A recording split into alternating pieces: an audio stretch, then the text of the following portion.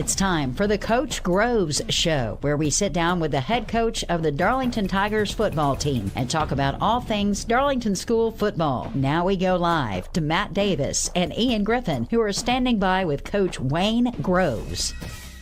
Well, actually today, no Ian Griffin, but you do have Matt Davis and Coach Groves, and we are ready to rock and roll for the 2024 season. It's hard to believe it's here, Coach. It gets here quick every year. But here we are. The Tigers are kicking off this Friday. How you doing today? Shoot, I'm good. Just finished practice just off the field about 20 minutes ago and sprinting over here and ready to talk a little Darlington Tigers football, week one. No doubt about it, man. And we appreciate you joining us today. Always a pleasure to get the opportunity to catch up with you and talk some football, and that's exactly what we're here to do. So let's go ahead and jump into our questions here. I feel bad, but I forgot to bring this up when we did our preseason interview and our coaches preview show, but we didn't talk about your coaching staff. So I apologize that I didn't bring that up. So I thought, what better place to start our show this year than talking about your coaching staff, because I know you've got some familiar names back, but at the same time, Coach, you got a couple of new names that I saw on the roster that people are familiar with that haven't been a part of the program, which I know you're really excited about. Got a great coaching staff. Let's go ahead and talk about that right out of the gate. Yeah, I'm super excited about the staff. In the offseason, the administration at Darlington made a commitment to add some coaches and getting us up to where we need to be. We're still a small staff, but I think, quality over quantity is a better way to go about it, and that's what we've done. So, familiar name is Mark Loudermilk. Coach Loudermilk was our offensive line coach and assistant head coach last year, and then worked in the strength and conditioning department.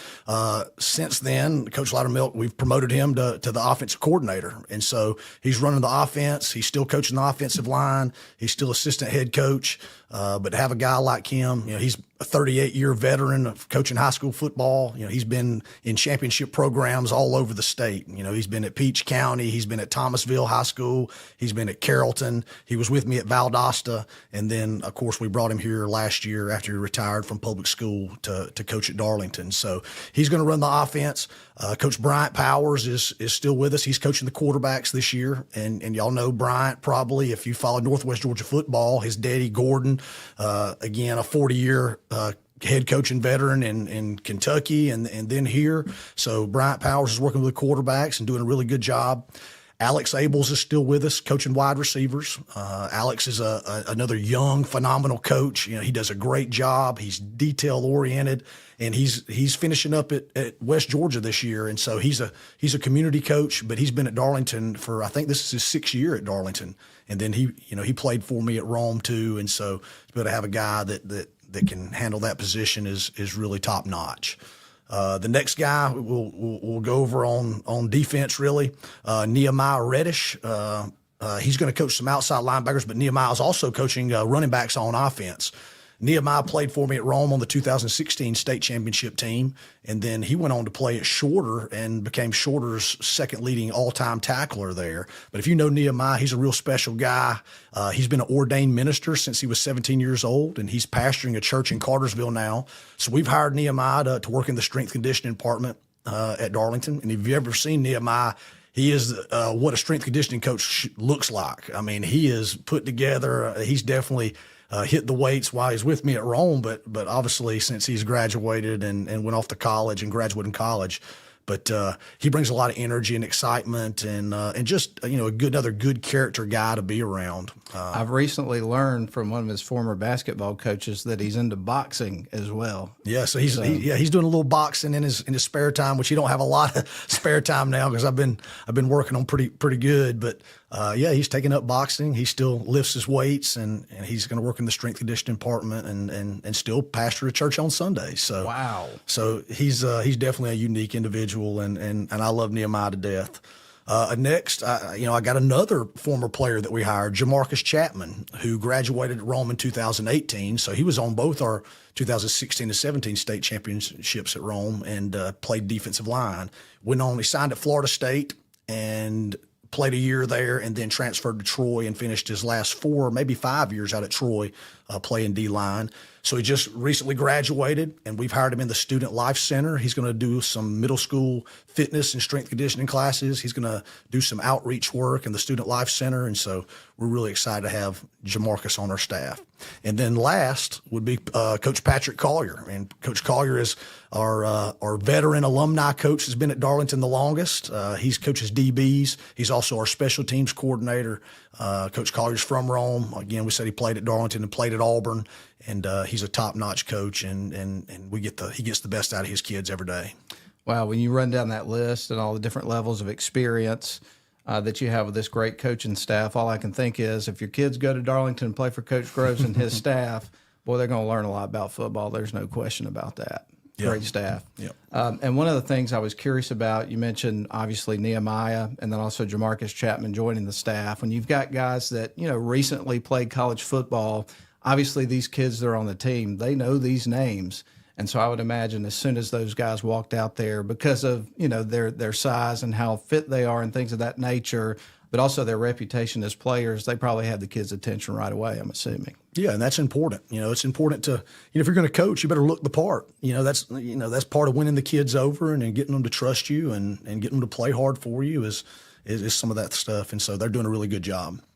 We've got Coach Groves with us because this is the Coach Groves Show. As you can see here, we're getting ready to kick off the season coming up. We got some comments already coming up on our Facebook Live feed, which we'll get to here in just a couple of moments. But this is year 2 for you as head coach for the Darlington Tigers.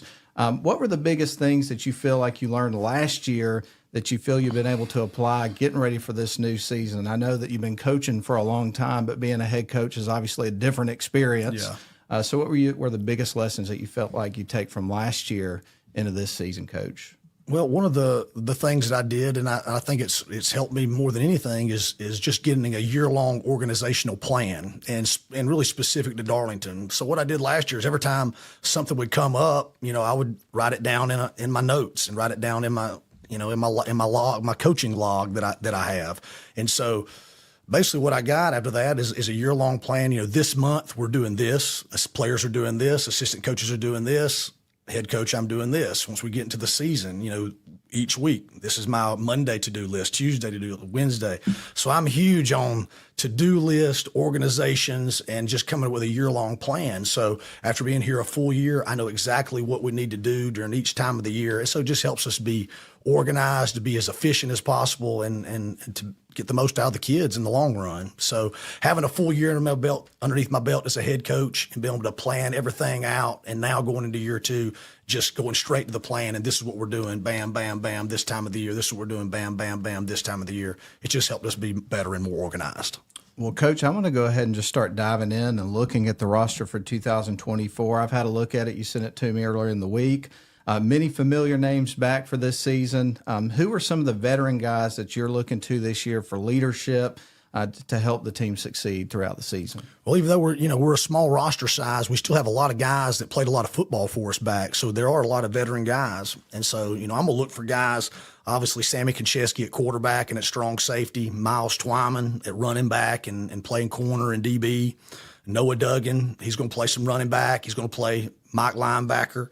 Sam Twinney, going to start at will linebacker, and he's going to play some tackle on offense. Stephen Moore playing O-line and D-line. Trenton Moore is going to play tight end and play outside linebacker. And then, Henry Ledbetter, all-region defensive end, he's back. He's playing defensive end again. Evan Parton's back, and then Jaron Payne's back on the defensive line. So we feel like we got a good, solid foundation of good returning kids, and obviously, they got to play better than they did last year. We're bigger, we're faster, we're stronger because we've invested in the weight room and speed and agility training in the offseason. And so now it's time to reap the reward. And Coach, in sticking with our conversation about personnel here for this year's team, there are guys that were on the team last year that maybe didn't get as much playing time as a lot of the veteran players and things of that nature, but they did get some snaps here and there.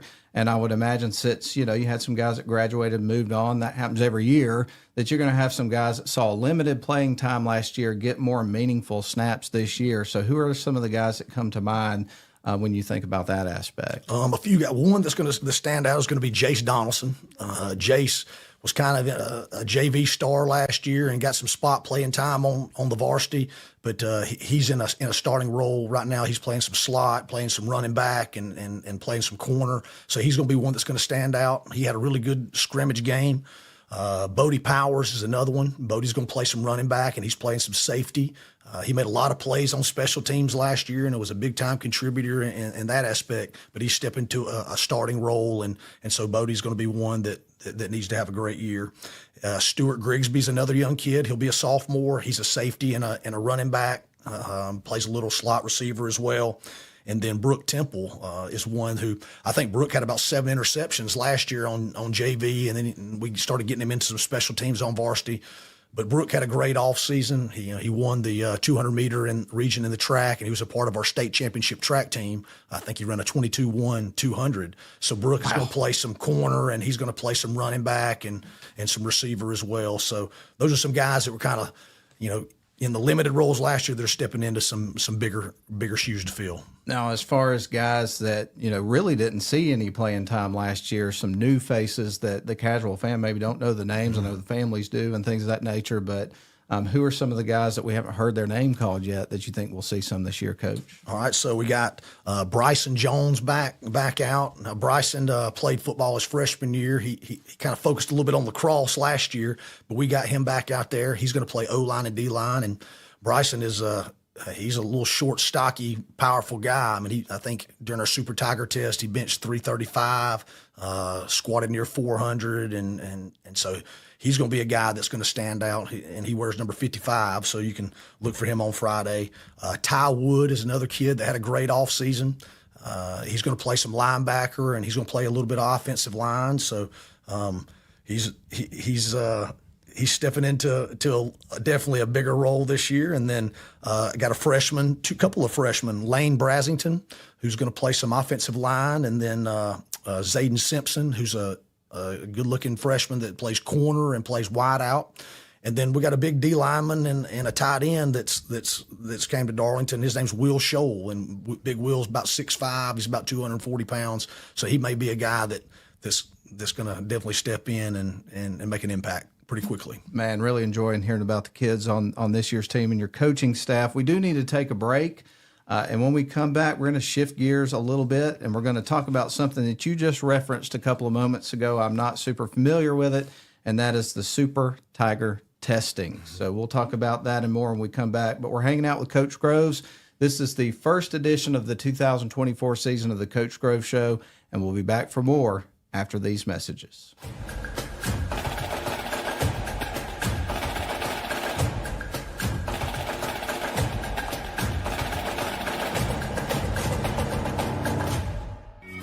Riverside Auto Group is celebrating 50 years in Rome and Northwest Georgia. Join the celebration and shop for your next car, truck, or SUV from Riverside Auto Group. Browse their selection online at riversideautogroup.com or visit with them in person at Riverside Chevrolet GMC in Rome, Riverside Toyota in Rome, or Riverside GMC Cadillac in Cartersville. Locally owned and operated by the Welburn family since 1974. That's Riverside Auto Group.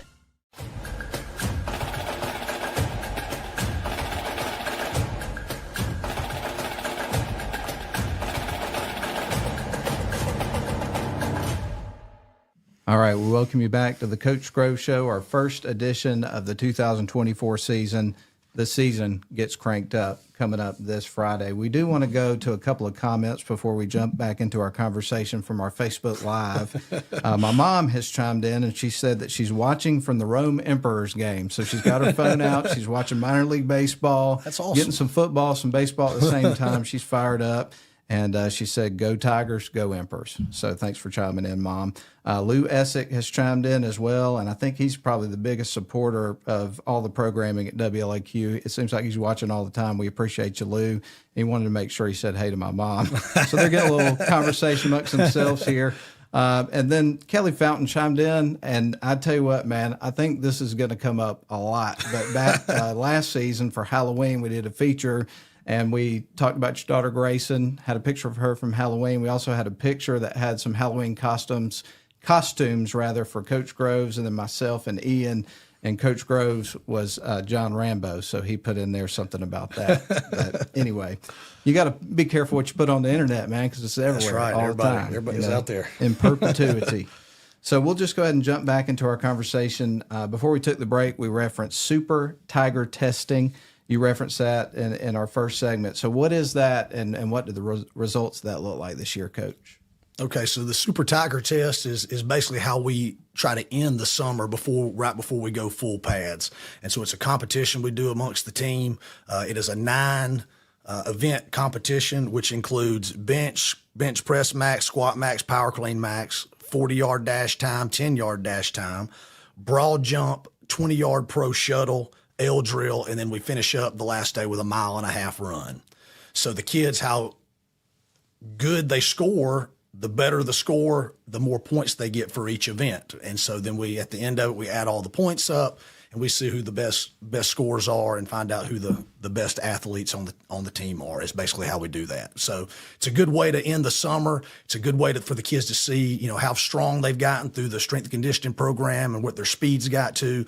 And then, anytime we can find a way to compete, that's always great to do too. And then we finish that up the next week. We do a big barbecue, lunch, picture day, and then I do summer awards. And so the kids that perform the best, we do top 10 awards, we do class champion awards, we get an overall award, and then I give awards for most improved from the previous year, and then they'll get awards for perfect attendance during summer. So we had a great barbecue kickoff 2 weeks ago, and so now we're getting ready for the season. But I'd like to talk about some of the top performers on the Super Tiger, because I think that's pretty good. So, one, I want to recognize the Champions Club. These are guys that were perfect attendance. And, we have great attendance during the summer, but I had 17 guys that didn't miss a day for any reason.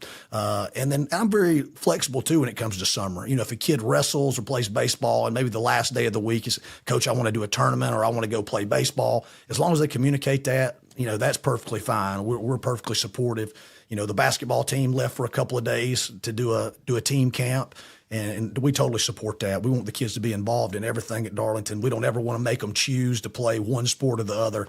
And so we did have 17 kids that got perfect attendance. So we had freshmen Lane Brasington, Tristan Leeser, Davis Pewitt, sophomores Caleb Covington, Grady Ferguson, Nate Konchesky, Colton Moman, Bodie Powers, Preston Wilson, Ty Wood, juniors Jace Donaldson, Max New, Miles Twyman, and seniors Noah Duggan, Trenton Moore, Jaron Payne, and Sam 20. So all those guys got Champions Club. So anytime we give out equipment, they get their stuff first. Anytime we eat, they get their stuff first. We have a locker room pride detail where we make sure the locker room's swept every day and the bathrooms are cleaned. The guys that are perfect attendance, they're excused from that. So there's some rewards in the program for being Champions Club. And so we want to honor those guys that had that great commitment during the summer. So that's that.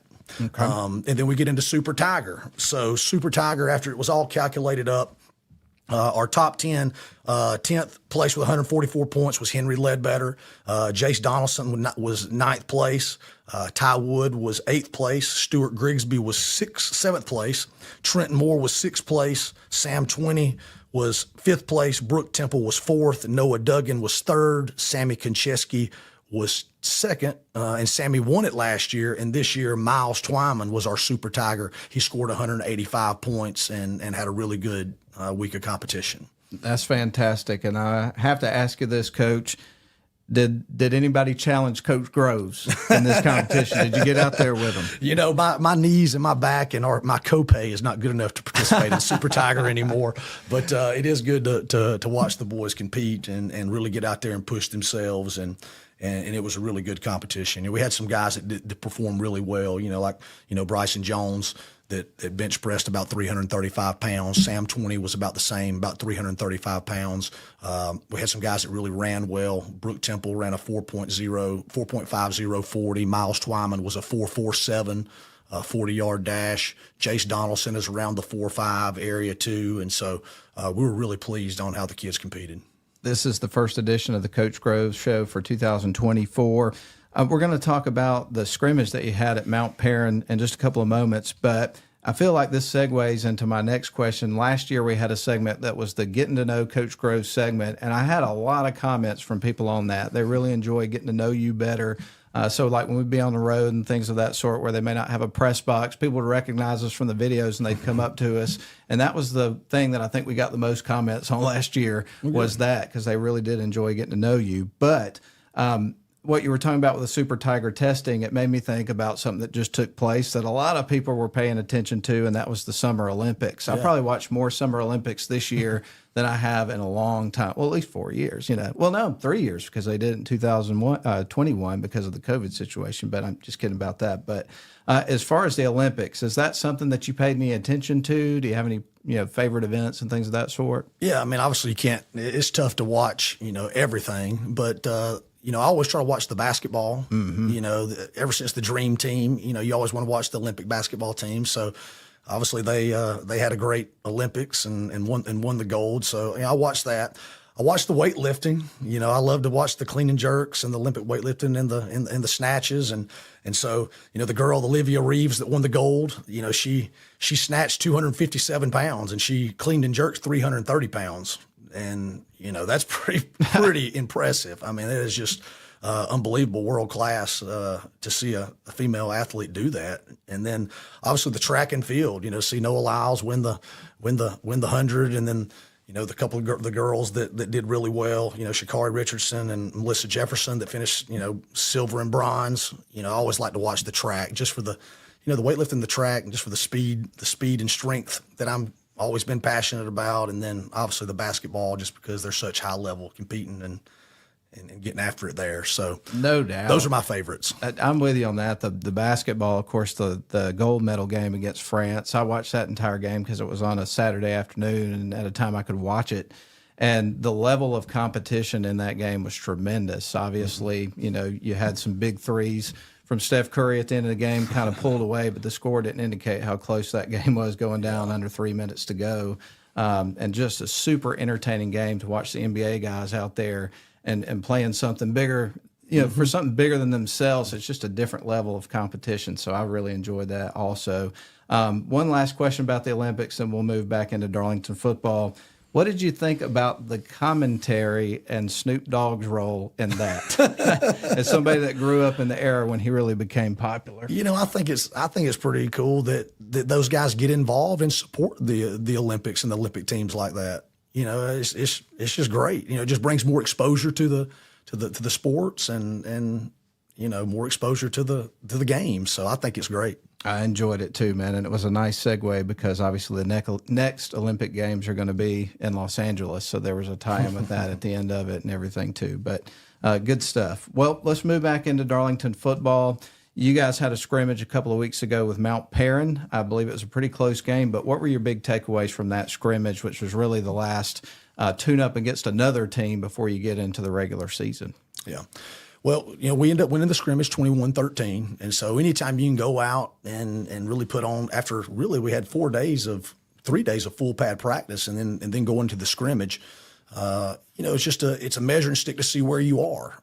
And so to be able to go in, to be able to gain some momentum and show that, hey, if we play like we're supposed to play and we execute, that good things are going to happen. And so I think the kids got some confidence in that game. Mount Vernon got about 70 players, and they probably got 15 guys over 225, and so our smaller, quicker Tigers went in there, and we just really outplayed them. We played hard and we executed. Some things that come out of it. Obviously, I don't like seeing the ball on the ground. We fumbled the ball 3 times during that game, and so points of emphasis for next week to work on, or for this week to work on. But I was really pleased to get out there, hit somebody. I thought we played physical. I thought we played hard, and I thought we played together pretty much most part of the night. So I was really pleased on the outcome of that, and it definitely gave us some things to work on moving forward. All right, Coach, we are going to take a break here in just a couple of moments because in our next segment, we're going to shift gears because obviously getting ready to start the regular season. So the final questions that I have all have to do with the Mount Vernon Mustangs who come calling to Chris Hunter Stadium Friday evening. So looking forward to talking about that in our next segment. Is there anything else left that you'd like to talk about the scrimmage or summer or anything like that before we jump into the opponent? No, let's just go in and talk about Mount Vernon and get ready for Friday night. We'll take one more break. We'll come back and do just that. This is the Coach Grove Show. We'll be right back here in just a couple of moments. We're glad that you're with us.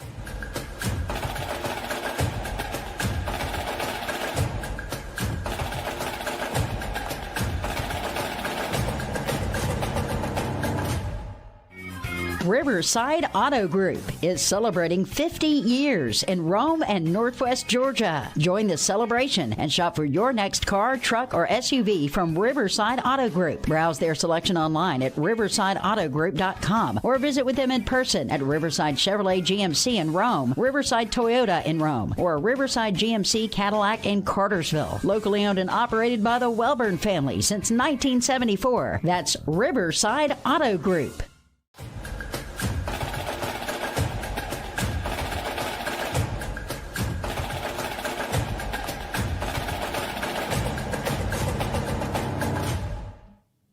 All right, we welcome you back to the Coach Grove Show, our first edition here for the 2024 season, which kicks off against Mount Vernon, the Mustangs.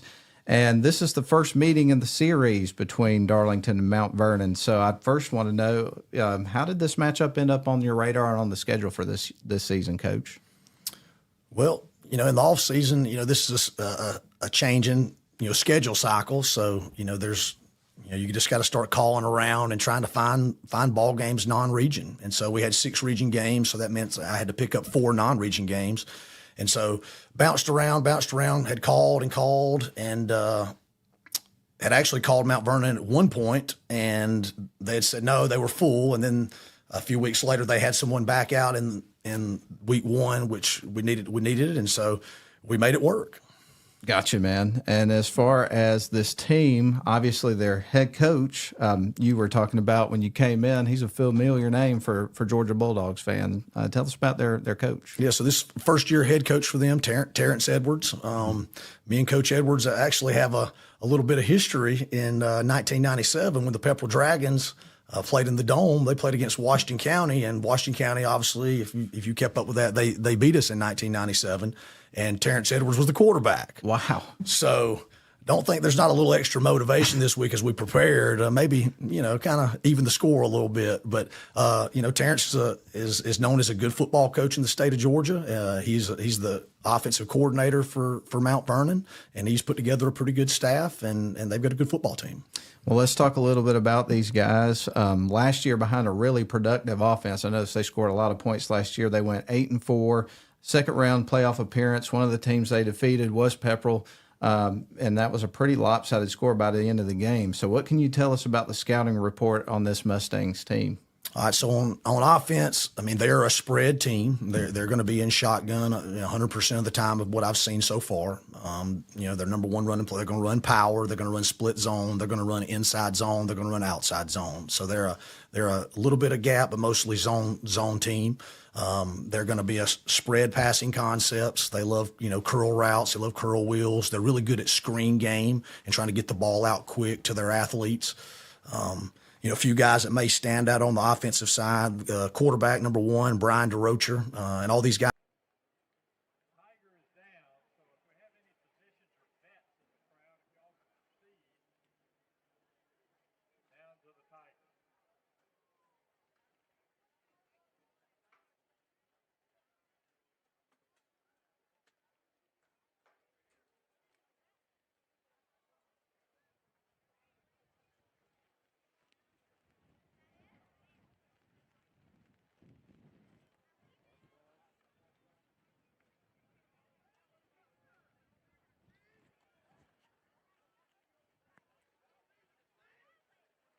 At this point, the game is not delayed. However, if you would like to exit the stadium, please report to your cars. To your cars.